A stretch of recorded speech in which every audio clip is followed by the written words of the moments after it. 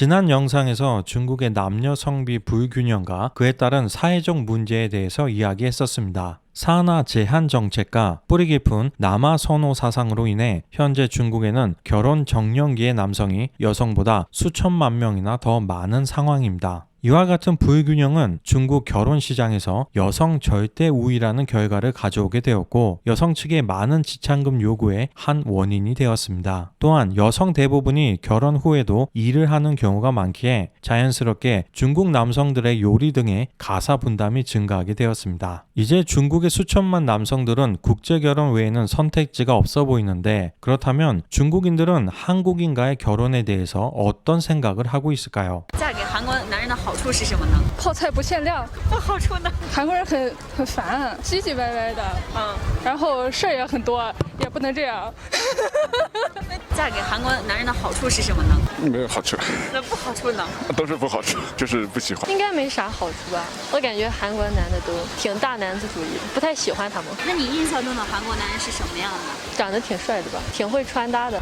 长得一般，事儿也多，还大男子主义，还让女人完全的服从他。霸道总裁，很霸气那一种啊，家务你什么不用做啊，都有人做。韩国男人和日本男人哪个更有男人味？日本人吧，韩国自信啊，帅气，长相那个穿衣打扮吧就有。你更愿意嫁给韩国男人还是日本男人？我能单身一辈子吗？日本吧，韩国男人吧，韩剧看的比较多嘛，追的韩剧多，应该受其影响了。 그동안 많은 한중 커플이 탄생했습니다. 결혼해서 잘 살고 있는 커플, 논란은 있었지만 결혼 관계는 유지하고 있는 커플, 이혼한 커플, 그리고 안타깝게 결실을 맺지 못한 커플들까지 매우 다양합니다. 1992년 한중 수교 후 2019년까지 한남 중녀 커플은 약 21만 쌍, 한여 중남 커플은 약 3만 9천 쌍이 탄생했는데 한국 남자와 중국 여자 커플이 압도적으로 많은 이유는 아무래도 좀 더 나은 경제적 환경을 찾는 여성들이 많기 때문으로 보여집니다. 지난 10년간 한국의 국제결혼 관련 통계를 건수 기준으로 보면 배우자의 국적은 한국 남자의 경우 베트남, 중국, 일본 여성 순이었으며 한국 여자의 경우 미국, 중국, 일본 남성 순이었습니다. 아무래도 문화적인 공통점이 많은 동북아시아 국가라서 그런지 남녀 모두 일본, 중국인과의 결혼이 많았습니다. 최근 10년간 한국의 전체 이혼율은 지속적으로 증가하여 현재 약 40% 정도이며 반면 외국인과의 이혼율은 조금씩 낮아지고 있으며 지난 10년간의 평균은 약 37%입니다. 통계적으로 보면 한국 남성은 일본 여성과의 결혼이 가장 성공적이었지만 한국 여성은 일본 남성과 굉장히 맞지 않았습니다. 특이한 점은 한국과 중국은 비슷한 문화를 공유하고 있는데도 불구하고 한국 남성과 여성 모두 중국인과는 높은 이혼율을 보였다는 것입니다. 한중 커플의 높은 이혼율은 원인을 쉽게 판단할 수는 없지만 자신들의 문화가 가장 우수하다고 믿는 중화 사상이나 외동으로 자라서 가지게 된 자기 중심적 사고방식 혹은 맹목적으로 정부를 따르는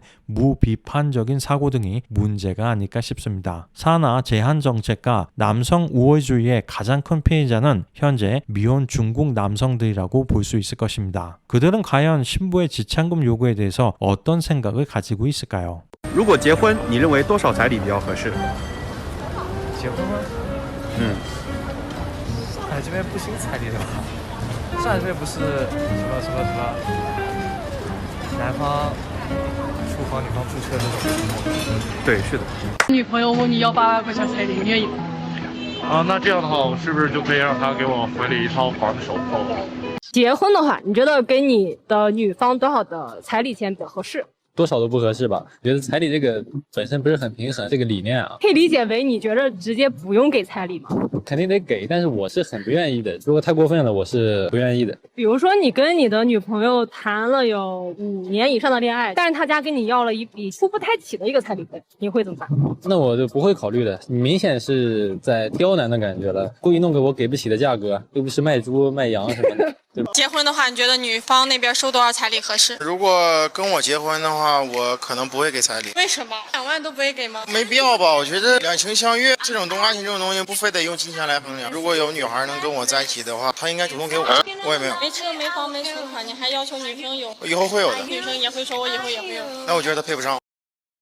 그나마 금전적인 부담을 안고서라도 결혼할 수 있는 경우는 운이 좋다고 볼 수 있지만 만약 여의치 않다면 이제 남은 선택지는 독신이 아닌 이상 국제 결혼으로 눈을 돌려야 하는 상황입니다. 이처럼 중국에서도 이미 국제 결혼을 거스를 수 없는 흐름으로 보는 시각이 많지만 남자의 경우는 이해하는 반면 국제 결혼을 하는 여성들에 대해서는 불편한 속내를 드러내는 중국인들이 많습니다.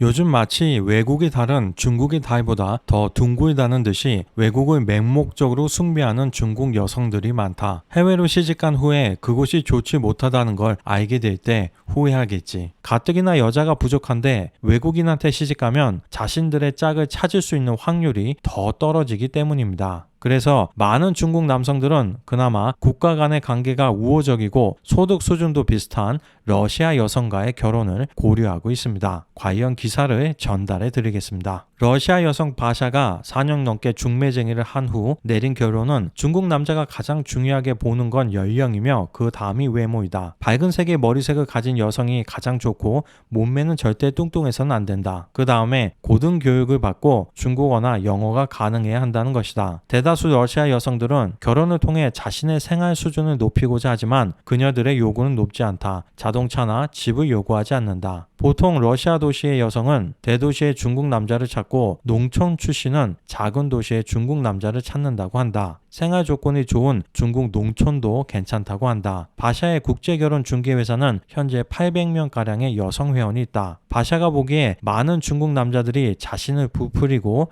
러시아 여성들에게 거짓으로 승낙한다. 어떤 사람들은 외국 여성과 결혼하는 것이 면목이 있는 일이라고 생각해서 결혼 전에 극진히 대우하고 승낙하지만 결혼 후에는 달라진다. 러시아 사람들이 보기에 그건 자신을 부풀리는 게 아니라 남을 속이는 거다. 바샤는 한 중국 남자가 이혼 후 외국 신부를 찾고 싶다는 이야기를 들었다. 나중에 그 중국 남자와 러시아 여성이 아주 빨리 결혼을 했는데 결혼 전에 양국 문화를 존중하고 좋은 환경의 생활을 제공하겠다는 약속을 했다. 하지만 결혼 후에 많은 문제를 발견했다. 중국 남자는 전혀 외국인 신부를 포용하지 않았으며 단지 결혼하고 아이만 갖기를 원해서 삶은 행복하지 않았다. 하지만 그들은 아직까지 이혼하지 않고 있는데 러시아 여성이 가정과 아이를 매우 중요하게 생각하기 때문이며 더 큰 이유는 그녀가 중국에서 혼자 생활할 수 있는 능력이 없기 때문이다. 오늘은 중국의 국제결혼 현황과 한중 결혼에 대해서 생각해봤습니다. 마지막으로 한국인과의 결혼에 대한 중국 네티즌들의 의견을 전달해 드리면서 마치겠습니다. 감사합니다. 한국 남자들 모두 대남자주의다. 한국 여자들은 결혼하고 나서 일도 해야 하고 노인들하고 아이들도 돌봐야 한다. 한국인들이 하루 3끼 김치를 먹는 것을 참을 수 없다. 중국 여자들은 정말 한국의 대남자주의에 고통을 당해봐야 한다. 한국인과 결혼하는 여성은 이성적이지 않아 내 부모님이 불쌍하다. 진짜 만회할 수 없다. 한국으로 시집갔으면 돌아오지 마라. 너는 이미 중국인이 아니다.